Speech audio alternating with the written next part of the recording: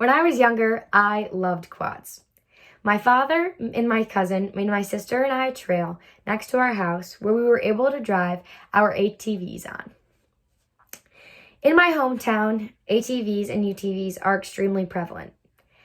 In fact, that's how people get outside and enjoy some fresh air. Now, this path in my woods when I was younger was everything I hoped for and more. But as I got older, I realized I wanted to explore more. And in order to explore different trails, often one must travel on public roads. In Pennsylvania, it is illegal for people with ATVs and UTVs to drive on the roads. There are a few exceptions, which I will be going over later. I would be addressing this issue to local municipalities as well as Pennsylvania's governor. It should be legal for ATVs and UTVs to register their vehicles in Pennsylvania and be able to drive on the public roads after paying an annual fee, passing inspection, and following the rules of the road just as everyone in their cars do. I will go over some background information in terms of what an ATV and a UTV is. I will explain how there is already a way for people with ATVs and UTVs to drive their vehicles on the road publicly. I will talk about how the state, as well as the drivers of these vehicles, and local businesses all can benefit from ATVs and UTVs being able to drive legally on the road. And lastly, I will discuss and address the worries and concerns people in cars may have. On ATV Man, which is a website that talks about Pennsylvania laws in terms of ATVs and UTVs, they have two separate classes of ATVs. A Class 1 ATV is defined as a motorized off-highway vehicle which travels on 3 or more off-highway tires and has a maximum width of 50 inches and a maximum dry weight of 1,200 pounds. The difference between the first and the second is the width and the weight.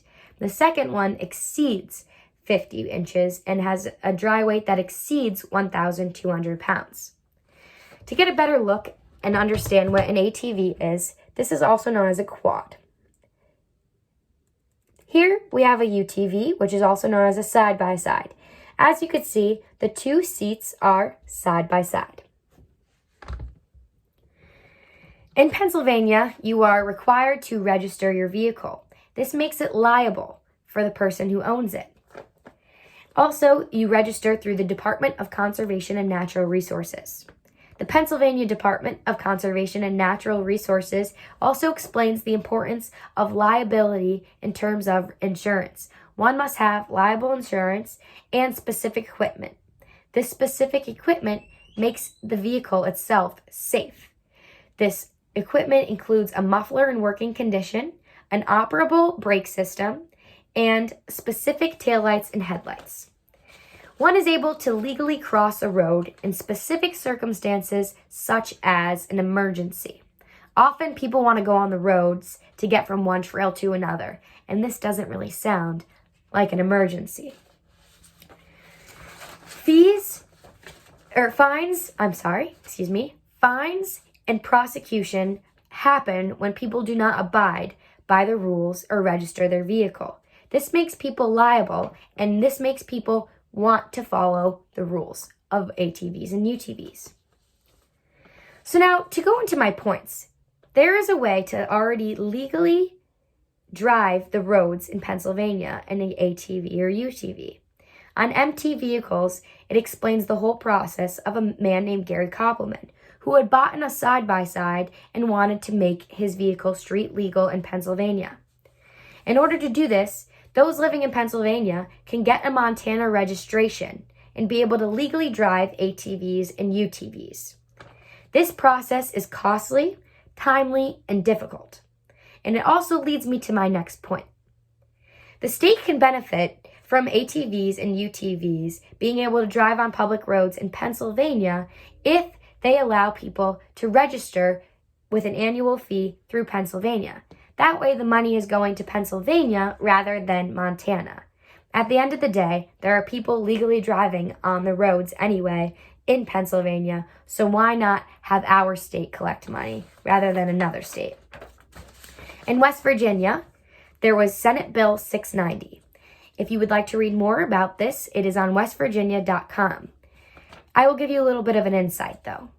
One must outfit their vehicle in order to make it street legal. This means it has to pass inspection, which means it needs certain equipment, such as blinkers, a horn, a tag light, and other vehicle specifications. In Pennsylvania, if we made this legal, all these vehicles, such as the ATVs and UTVs, would need a horn and a blinker, and this will help other drivers on the road. Now, to explain my third point, ATV and UTV drivers can benefit from being on these roads legally because they don't have to worry that they're doing something illegal. So they don't have to rush. They don't have to worry about getting on the road and going as fast as they can to get off of it without getting caught. If they are legal, then they will follow the rules of the road because they have nothing to worry about. Also, where it is illegal, people might want to avoid public roads, and this makes them want to go on off-roading. And there could be difficult trails that aren't even trails after all, and they could be extremely dangerous if they don't want to go on public roads and they need to get from one place to another. My fourth point is that local businesses can benefit as well. Because if ATV and UTV drivers have a long day on the trails and are going on the public road and pass gas stations or restaurants, they could stop for gas or food and drinks. Now, people on the road may be worried in their cars because they might say, well, they aren't cars and they don't have blinkers. But on Super ATV Off-Road Atlas, they explain the electrical parts and the non-electrical parts that are needed in order to make it street legal, such as DOT-approved tires and reflection mirrors and speedometers. A three-wheeler motorcycle is known as a slingshot, and the slingshot is able to drive legally on the road. There are only a few differences with a slingshot in regards to ATVs and UTVs, and those are the following: DOT tires, a horn, and a turn signal kit.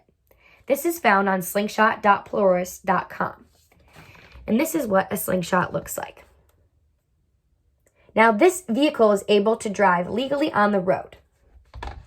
If ATVs and UTVs acquire the same equipment, they should be as well. People might be worried about the rules of the road. How would this be safe? Just like cars and trucks, ATVs and UTVs will follow the rules of the road, following stop signs, stoplights, and the speed. People are in fact doing it illegally anyway. And here the chances of speeding, if it was legal, would be less because they are able to be on the road. So they have nothing to worry about, and they could follow the rules of the road without worrying the whole time that they could get caught and fined. And also, at the end of the day, people are doing it legally anyway, meaning that there already are ATVs and UTVs on the roads. Past president and people not being open to new ideas can very much so prevent this policy from being implemented. But if people open up their eyes and realize that people are already doing this illegally where it is unsafe and legally where it is already allowed, what much difference is it except give Pennsylvania the money rather than a different state? And I understand that people may have safety concerns with ATVs and UTVs being on the road with them, but it also can be easily compared to and sometimes even be seen as more safe than a motorcycle on two wheels, which at the end of the day is on the road with them always. Thank you.